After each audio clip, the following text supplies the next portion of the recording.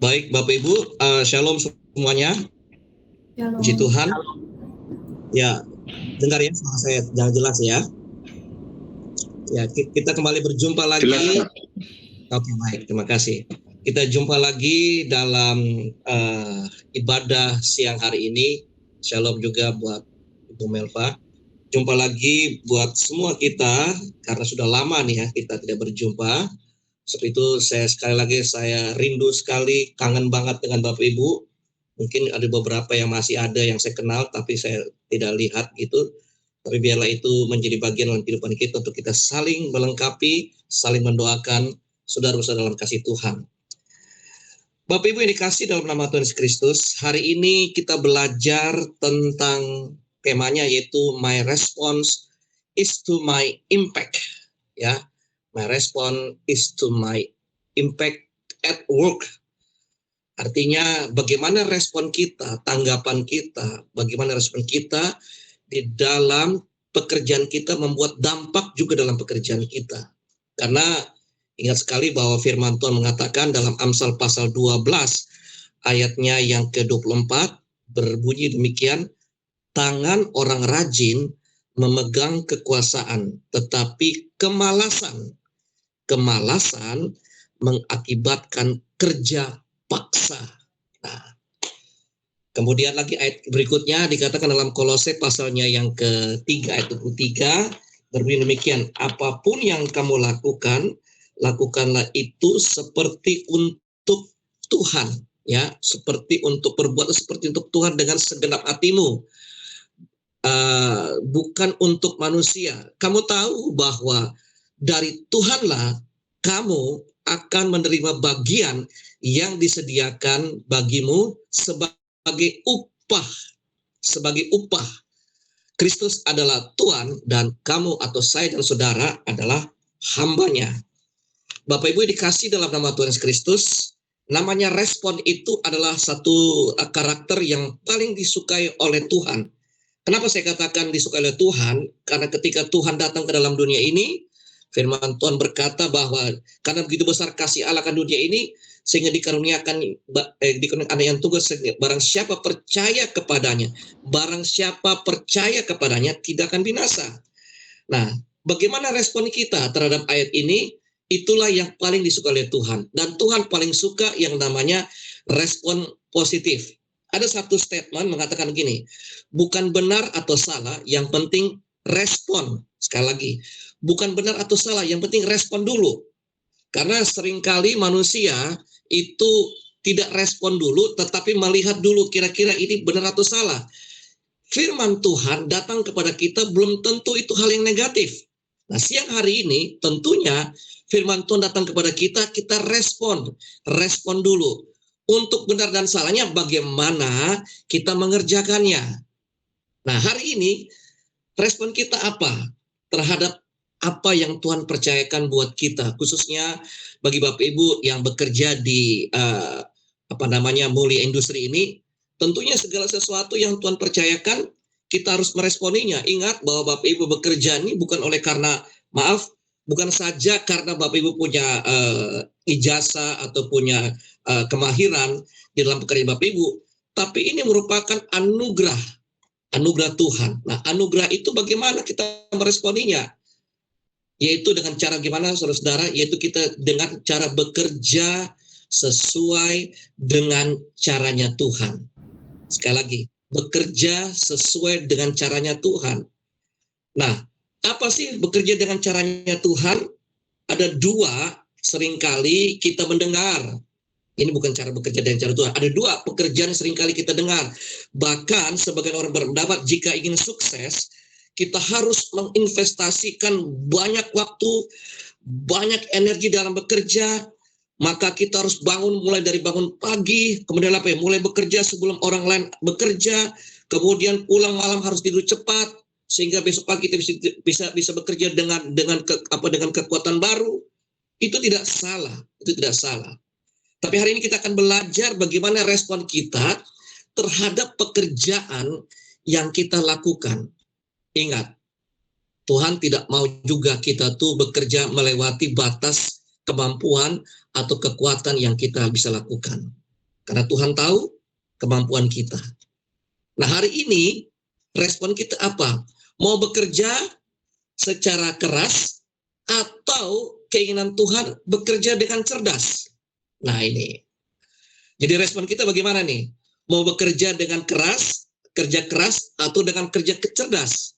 Sebab Bapak Ibu, seringkali sebaliknya justru orang-orang yang bekerja dengan keras, minta maaf ini, tentunya itu akan mengakibatkan metabolisme tubuhnya menjadi turun. Kenapa? Bekerja keras. Pagi, siang, malam bekerja semua. Ingat Bapak Ibu, kita punya respon otak kita ini terhadap apa yang kita pikirkan, apa yang harus kita kerjakan tuh ada batas waktunya. Ada batas kemampuannya untuk dia menerima serapan pikiran kita. Itu otak kita itu. Itu saya sudah pernah bertanya dengan seorang dokter ya. Jadi tidak harus kita bekerja tuh dengan bekerja keras. Mungkin dengan bekerja keras kita pasti dapat keuntungan yang lebih lagi, atau kita pasti mendapat hasil yang lebih menguntungkan. Tapi hari ini Bapak Ibu, bukan hanya sekedar kita kerja keras. Kita harus, firman Tuhan katakan, kita harus bekerja dengan cerdas. Nah, tentu bekerja dengan cerdas mungkin Bapak Ibu bilang begini, bekerja dengan cerdas mungkin sesuai dengan title-nya S1, S2 atau S3. Oh tidak, hari ini kita belajar bekerja dengan cerdas itu bukan dengan S1, S2, S3. Tapi bagaimana kita bekerja dengan cerdas, yaitu bagaimana kita tidak menghabiskan banyak waktu, tidak menghabiskan banyak energi, tidak menghabiskan banyak pikiran, tetapi hasilnya maksimal. Nah ini nih, ya. Karena Tuhan sendiri berkata kepada kita hari ini, saudara-saudara. Karena apa? Karena kita itu bekerja untuk Tuhan. Ingat sekali lagi, apapun yang kita kerjakan hari ini, mari kita kerjakan itu seperti untuk Tuhan. Tuhan tidak pernah memaksa kita. Tuhan tidak memaksa kita untuk kita lakukan sesuatu. Tapi Tuhan tahu kemampuan kita. Tuhan sangat tahu kelemahan kita. Maka itu mari kita mau belajar bagaimana caranya bekerja dengan cerdas. Bukan lagi bekerja dengan kerja keras, tapi bekerja dengan cerdas. Saya ingat sekali Pak Presiden kita, Bapak Joko Widodo dikatakan begini, kalau kita bekerja hanya memakai otot, ya, maka hal itu akan mengakibatkan kita bekerja tidak maksimal. Tapi kalau kita bekerja dengan otot dan otak, nah ini saudara-saudara, maka pekerjaan itu akan maksimal. Nah, banyak seringkali orang, saya seringkali juga memberikan seminar kepada banyak pekerja-pekerja. Saya katakan begini, mari kita bekerja bukan lagi dengan caranya kita, tapi kita bekerja dengan caranya Tuhan. Caranya Tuhan bagaimana, Bapak Ibu? Caranya Tuhan adalah kita bekerja dengan cerdas. Ya. Karena apa? Bekerja dengan cerdas, maka orientasi kita itu akan spesifik. Orientasi kita akan terukur. Orientasi kita akan realistis dan benar-benar mencapai hasil yang maksimal. Ya, Bapak Ibu ya. Nah, puji Tuhan, hari ini saudara-saudara, bekerja cerdas itu seperti apa sih? Bekerja cerdas itu adalah bekerja dengan strategi yang Tuhan berikan kepada kita. Pak Pendeta, memang Tuhan tahu strategi pekerjaan kita. Oh iya, sangat tahu sekali gitu. Bahkan Tuhan tahu apa yang harus kita lakukan pada hari ini sebenarnya. Benar sekali saya katakan gitu. Tuhan sangat tahu apa yang harus kita lakukan hari ini sebenarnya. Tapi kita tidak tahu apa yang diinginkan Tuhan untuk kita lakukan pada hari ini. Dan itulah salah satu kelemahan kita.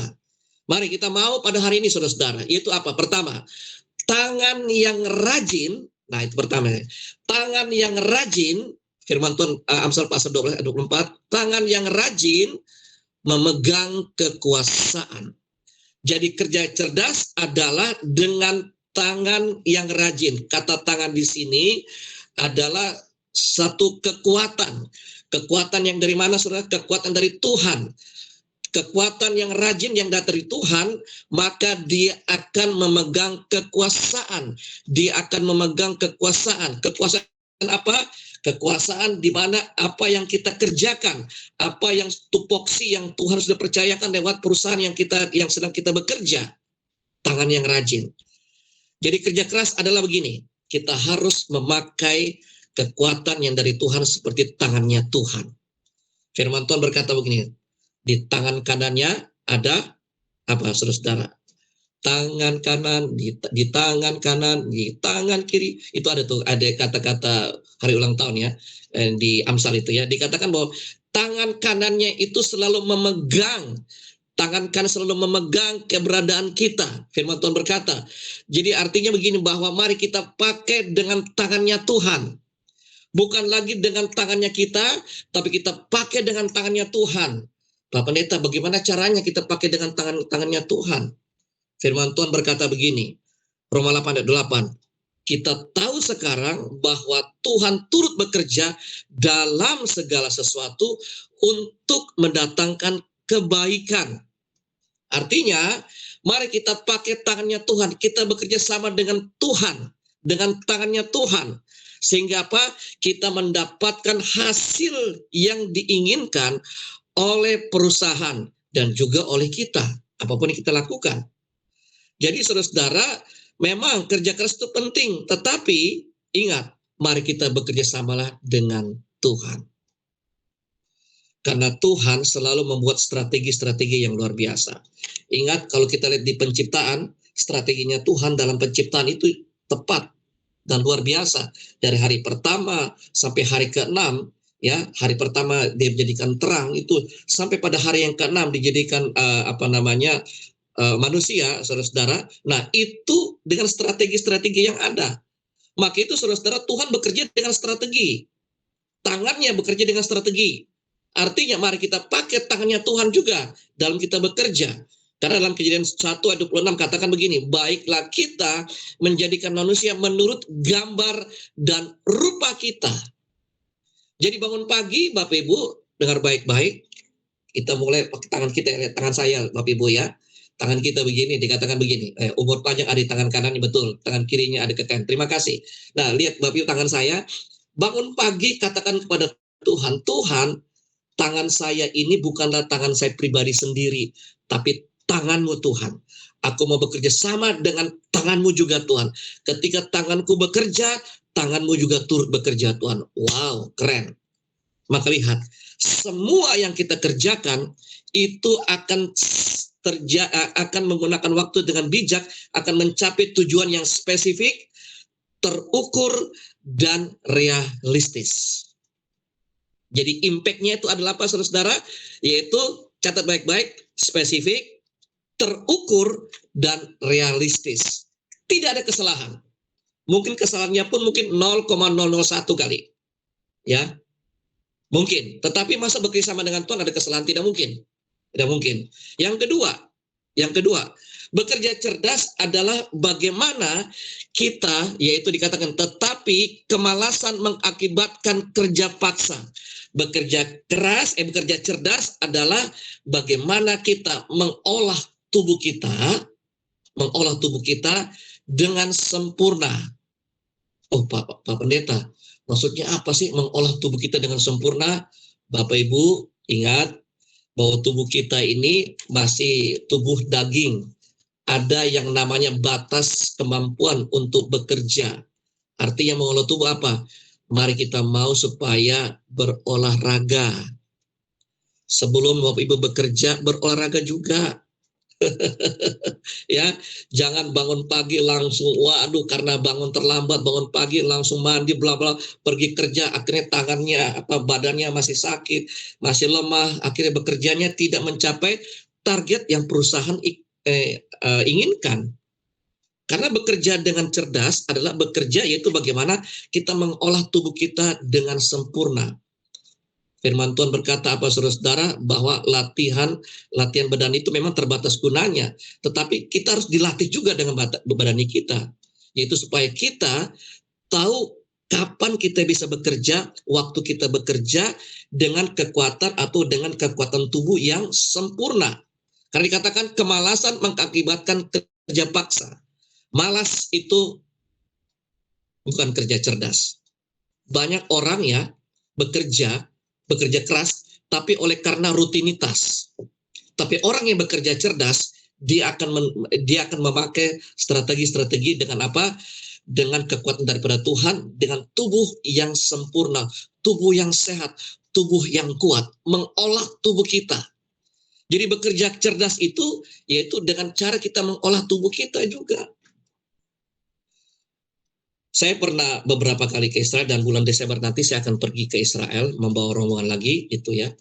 Saya pernah saya tanyanya iseng ini sama salah satu tour guide-nya di sana. Saya bilang begini, kira-kira Tuhan Yesus olahraga nggak tiap pagi? Dia ketawa dan dijawab sama saya begini, oh iya pastilah, orang Israel itu rajin berolahraga. Waktu itu orang Israel itu sampai saat ini tuh, waduh, keker badannya ya. Coba Bapak Ibu pernah dengar nggak? Israel itu negara menghadapi resesi, nggak ada. BBM naik, mereka nggak resesi.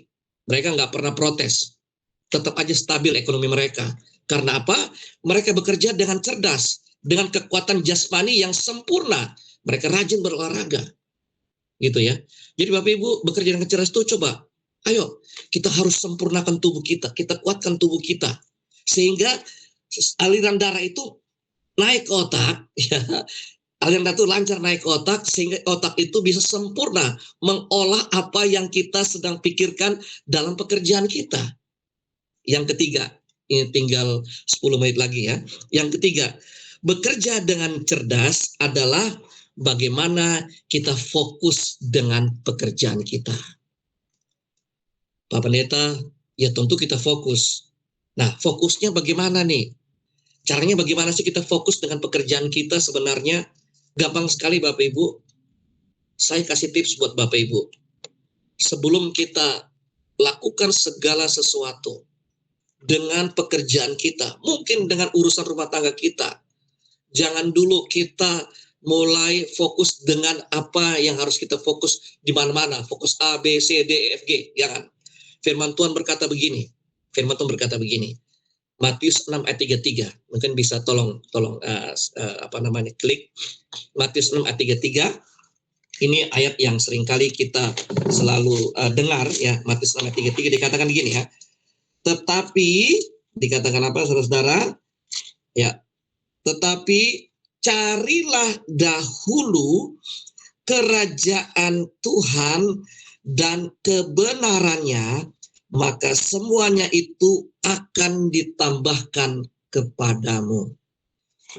Jadi bagaimana kita memulai bekerja dengan cerdas? Yaitu kita bekerja dengan fokus. Ya, terima kasih Ibu Anita. Dengan fokus kepada Tuhan dahulu, mendahulukan Tuhan. Mendahulukan Tuhan. Jangan dulu kita fokus dulu dengan yang lain di luar daripada apa yang Tuhan ingin supaya kita tuh lebih intim dengan Dia. Pak, Bapak Ibu yang dikasih dalam nama Tuhan Yesus Kristus, amat penting bagi kita untuk kita lakukan segala sesuatu, kita fokus dulu dengan Tuhan. Sehingga waktu kita bekerja, maka kita mendahulukan Tuhan. Tuhan katakan gini, maka semuanya itu, apa yang nanti kita fokus dalam pekerjaan kita, semuanya itu akan ditambahkan kepadamu. Artinya apa saudara-saudara? Bonusnya itu akan ditambahkan kepada kita. Luar biasa. Karena kita bekerja sama dengan Tuhan. Ya, kita bekerja sama dengan Tuhan. Yang keempat. Bekerja cerdas adalah kita adalah hamba dan Tuhan adalah Tuhan yang kita sedang bekerja dengan Dia. Jadi sekali lagi, bekerja dengan cerdas adalah kita menganggap diri kita adalah seorang hamba, posisi apapun kita di pekerjaan kita, tapi kita di hadapan Tuhan kita adalah hamba. Sekali lagi, posisi apapun kita bekerja di hadapan manusia, posisi di perusahaan, entah itu dia direktur, CEO, ataupun manajer, tapi ingat baik-baik, mari kita bekerja dengan cerdas, kita menganggap diri kita adalah seorang hamba di hadapan Tuhan yang adalah Tuhan kita. Sekali lagi, di hadapan Tuhan yang adalah Tuhan kita, di mana kita adalah hambanya. Kita kembali lagi dalam Kolose pasal 3:23 katakan, 24 katakan, kamu tahu bahwa dari Tuhanlah kamu menerima bagian yang ditentukan bagimu sebagai upah. Berarti posisimu, posisi Bapak Ibu saat ini yang bekerja di Mulia Industri, itu posisi datang dari Tuhan. Promosi datang daripada Tuhan. Ya. Bukan oleh karena kekuatan kita saja. Bukan oleh karena strata title kita saja, bukan. Tetapi oleh karena kita dapatnya dari Tuhan, bagian yang sudah ditentukan. Jadi bekerja dengan cerdas, mari kita menganggap diri kita ini adalah seorang hamba yang bekerja kepada Tuhan sebagai Tuhan di dalam pekerjaan kita. Apapun posisi kita. Lihat, maka Tuhan akan turut bekerja dengan kita. Tuhan akan memberikan upah dari Tuhan, bukan lagi upah dari Tuhan yang kita sedang kerjakan di Mulia Industri ini, tetapi dari Tuhan. Jadi Bapak Ibu dikasih dalam nama Tuhan Yesus Kristus, 5 menit lagi, mari kita mau keberadaan kita sebagai seorang pekerja, bukan hanya sebagai seorang pekerja keras, tapi mari kita mau bekerja dengan cerdas. Supaya apa? Supaya kehidupan kita, firman Tuhan berkata begini, maka Tuhan akan memberikan upah sebagai Tuhan, sebagai hamba yang kita bekerja dengan Tuhan kita yang kita kenal. Mari, semua yang kita kerjakan, kerjakanlah dengan kekuatan tangan Tuhan, kerjakanlah dengan tubuh yang sehat, kerjakanlah dengan terfokus ada yang ada saya saudara ya, dan kita bekerja sebagai hamba. Luar biasa.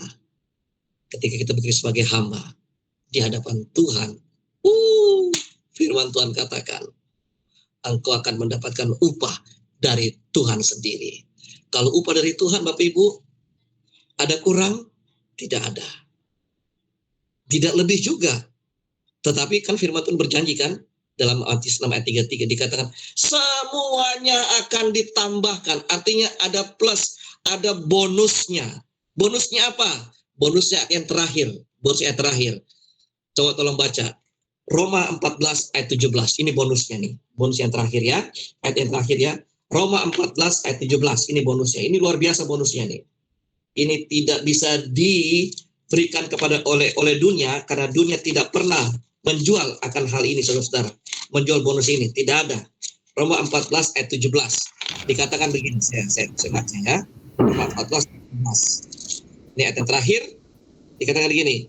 Sebab kerajaan Allah bukanlah soal makanan dan minuman, tetapi, dengar baik-baik, soal kebenaran, soal damai sejahtera, dan sukacita oleh Roh Kudus. Oh, haleluya.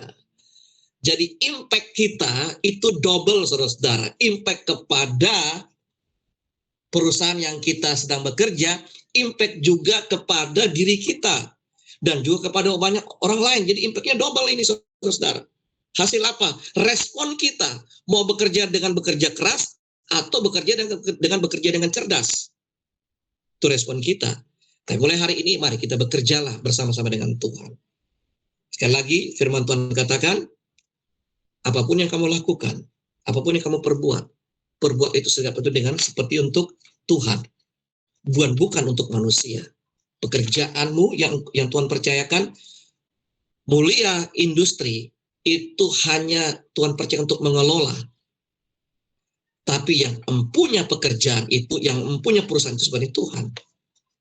Kalau Tuhan tidak izinkan, maka tidak ada Mulia Industri. Betul, saya katakan ini sebagai hamba Tuhan. Maka itu mari, Double-nya apa?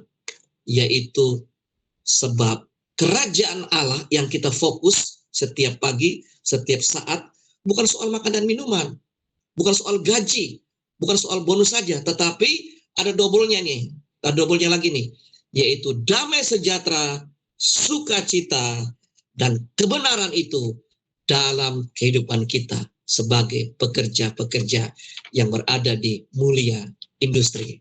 Haleluya. Tuhan Yesus memberkati kita semuanya.